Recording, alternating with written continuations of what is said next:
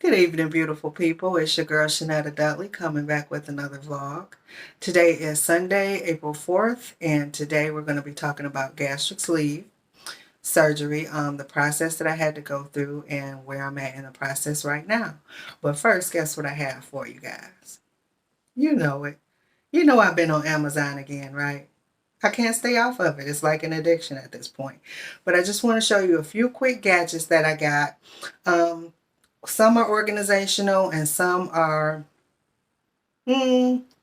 just home for the home, right? So the first item I want to show you guys is a bag organizer. I carry a lot of tote bags. I like really big bags, and those bags usually don't have any kind of compartments in the inside. So your items are just kind of rolling around in there, and when you're looking for something, you're just pulling out piece after piece until you come across what you want. So I went on Amazon and I found this purse organizer, and it looks like this. It has pockets on the outsides, it has pockets on the inside, and then it also has this piece in the middle that's actually a Velcro piece, and it has pockets on both sides of it, and a zipper compartment. And so in the zipper compartment, I usually keep like maybe your wallets or, your phone or just items that you want to keep a little bit more secure. And with this, you don't have to worry about not having enough room for anything. There are about 12 pockets where you can store stuff, as well as the insides and then the zipper compartment.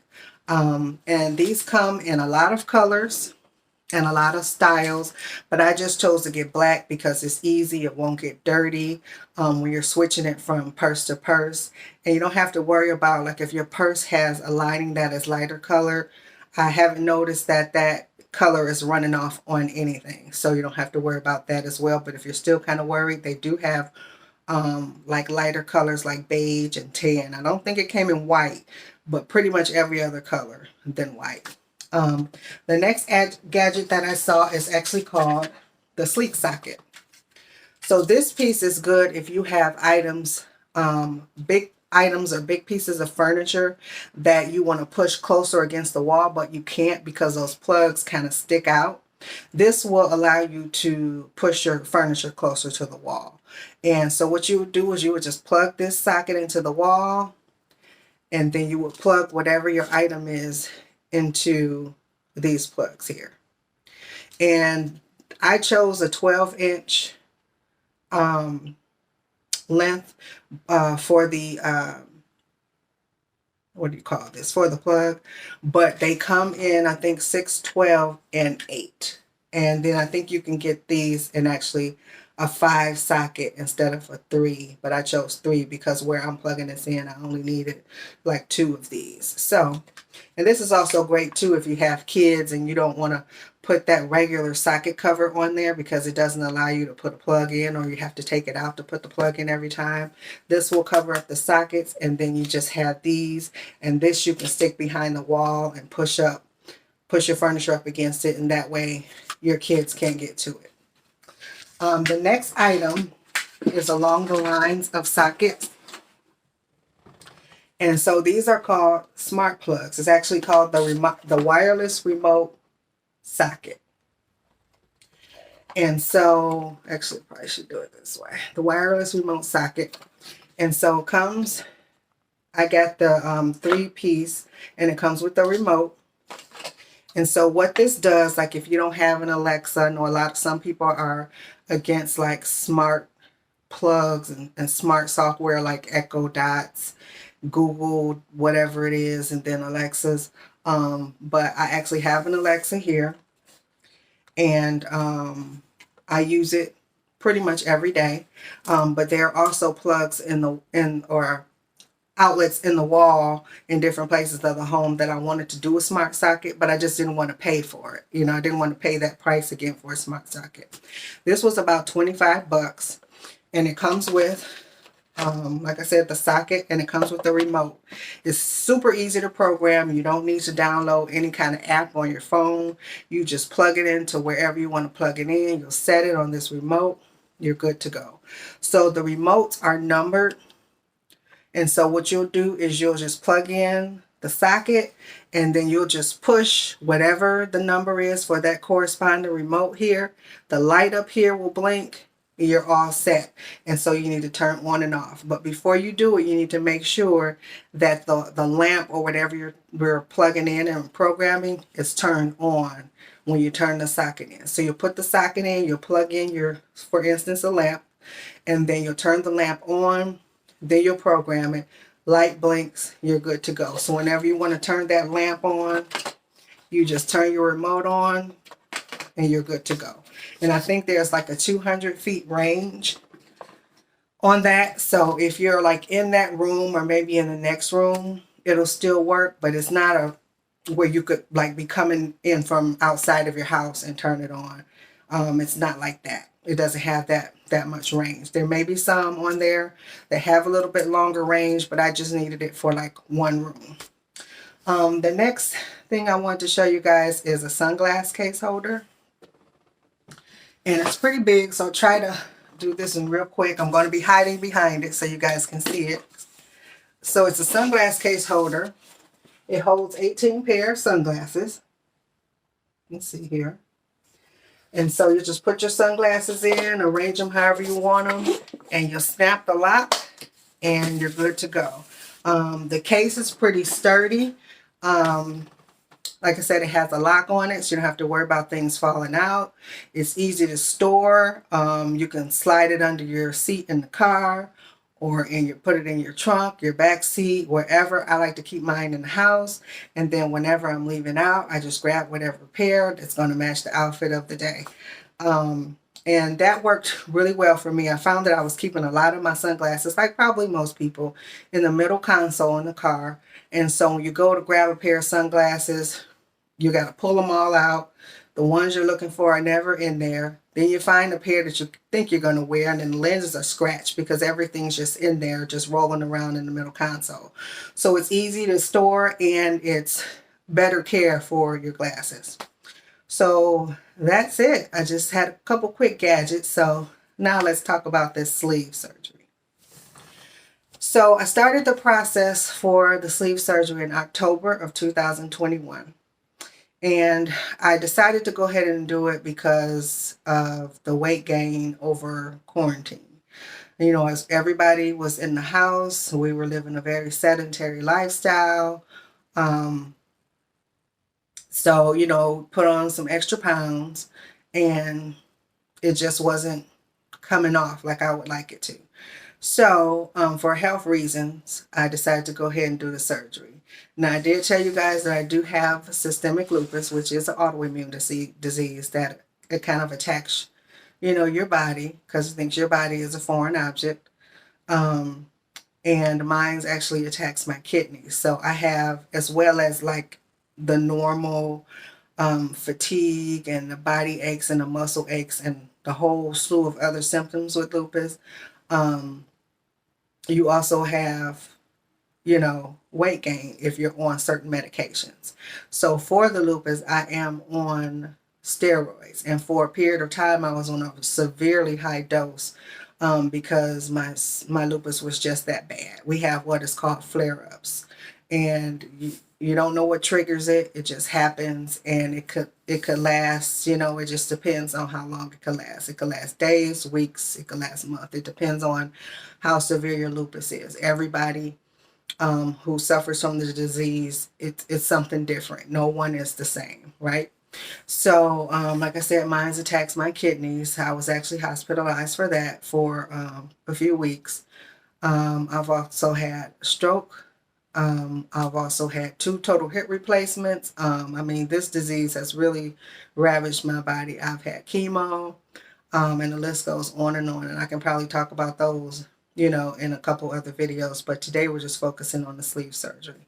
So October 21st is when I had my first meeting at the weight control center. So the hospital that I'm using, you have to go through their weight control center, and you have to be cleared through their process prior to meeting the surgeon and getting everything scheduled.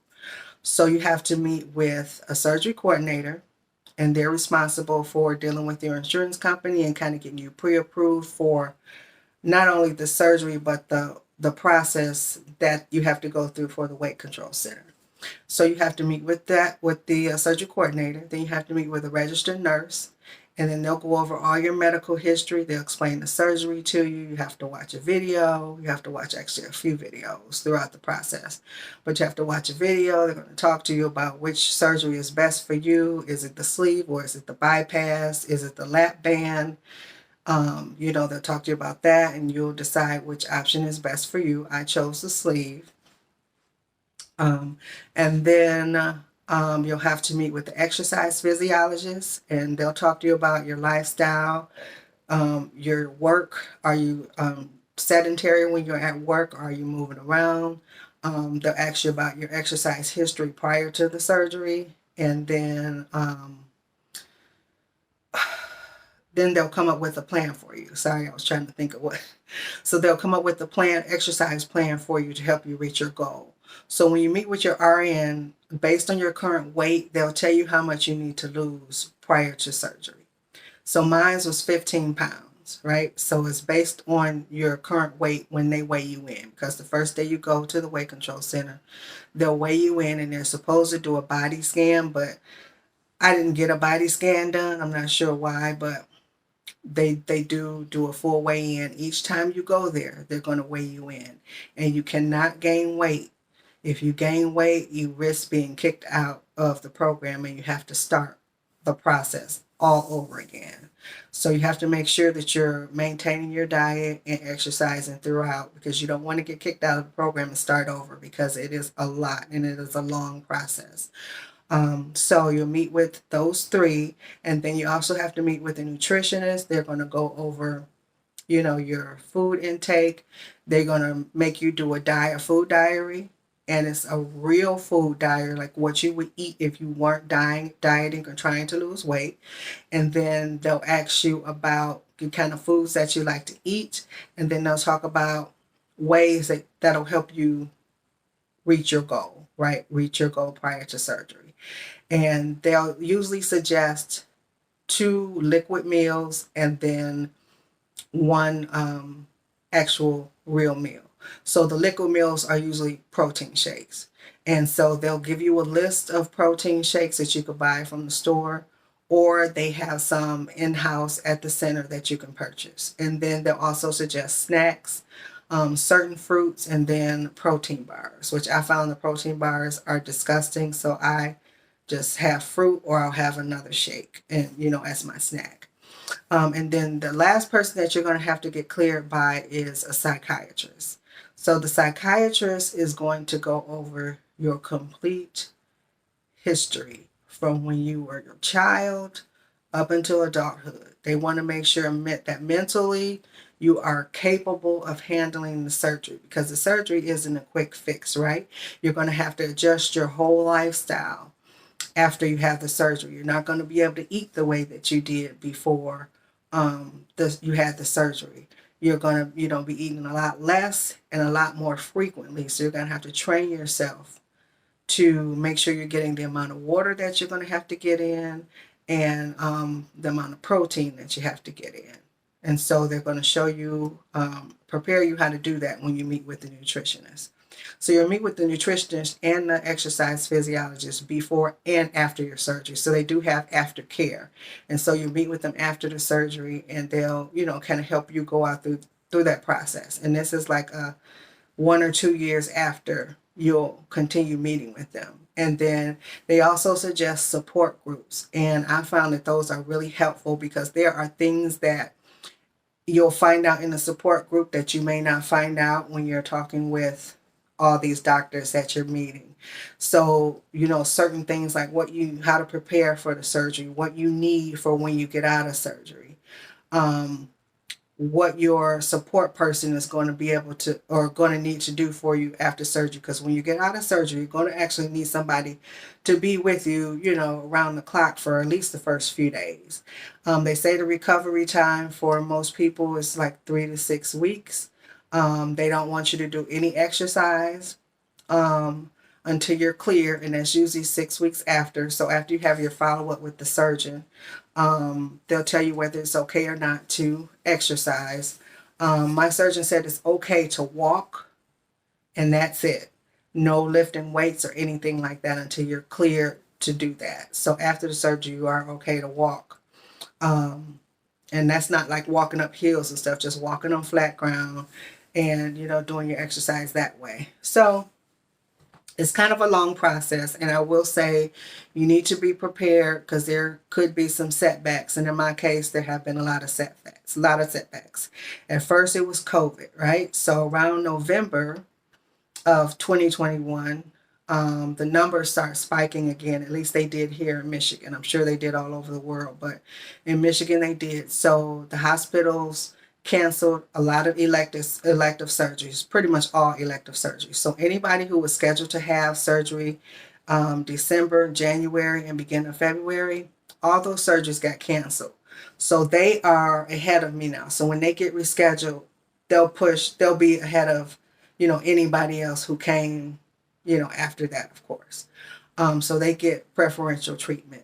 So my surgery was initially supposed to be in January, and now because of other setbacks, it looks like it may not be until June or July. And it's pretty frustrating because it's a long process, and you just kind of want it to be over, or this process to be over and the surgery done so you can start the recovery and start moving on. But it's life, things happen. So I think I talked about in a previous surgery that the last step in the process, you have to have a scope done. And it's a GI scope, and that's when they put the tube and the camera down your throat, and they're checking your esophagus, they're checking your stomach, the lining, they're making sure you don't have any polyps, any cysts, any bacteria, anything that'll prevent you from having a surgery or that will make you not a good candidate for the surgery.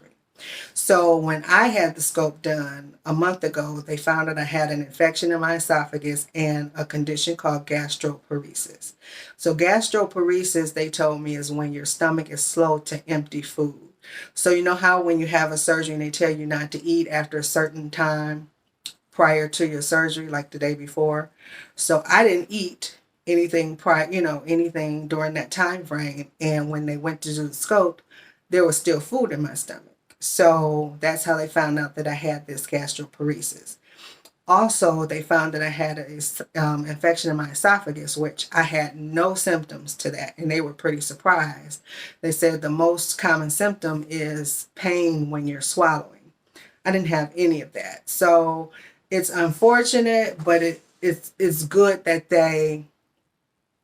I was having a surgery and had this procedure done, because I would have never known that these things were going on, and it could have ended up being a lot worse than what it actually was. So now I'm being treated. I had to do a 7-day course of antibiotics, so the infection in my throat is gone. And so now I just have to wait a month before I can have the procedure, the scope, done again. So I have to have one more procedure before I have that, since they found out that, I have the gastroparesis. They want to kind of confirm it, it's already confirmed, but anything they can do to make more money, right? Unfortunately. So I have to have what's called a gastric emptying scan. And so it's actually coming up this week. And you go to the hospital, you're there from anywhere from 3 to 6 hours. They give you a meal to eat, and the meal has a tracker in it. And it pretty much just tracks how long it takes your stomach to empty food from the time you eat it to the time it actually empties. So you'll be in the hospital through that full process. And like I said, the tracker they'll be able to track on their system, the whole process and what's going on as I'm eating this meal or whatever it is. Like I said, just be ready for a lot of setbacks. And so my second scan is not scheduled until the end of May. And it probably will take a week for those results to come back. And then, I have to just wait and see. It looks like the surgery may not be until June or July. And it's a little frustrating because it'll be almost a year. Like I said, I started the process in October. And if I'm having the procedure in July, that's a long time to be going through this process. So in the meantime, I'm just going to still focus on my diet, back to exercising. So I'm just going to keep going like I'm not having the surgery, as far as exercising and diet, to try to lose as much weight as I can before the surgery. And then that way, you know, when I'm getting closer to the surgery, you know, it'll be a little bit easier because I'll be a little bit lighter, you know, hopefully a lot lighter. But, you know, I'm going to just continue the process on my own until I get that final approval. So after I have that, I'll let you guys know. I'll keep you current on the process and what's going on with that. And so I'm going to shut things down here. I want to kind of keep it short. I know I didn't do a video last week. A lot of things were going on. I was still kind of running around from the birthday celebration and kind of recuperating from that. So the next video is probably going to be a story time. So it's going to be kind of fun. It's not going to be long. It's going to be pretty quick, probably about 10-15 minutes. Try to keep it that short anyway. But I won't tell you what the subject is, but it's going to be fun, like I said. So we'll do a stories time, probably sip some tea, quick chat. So until next time, have a beautiful week. See you soon. Bye.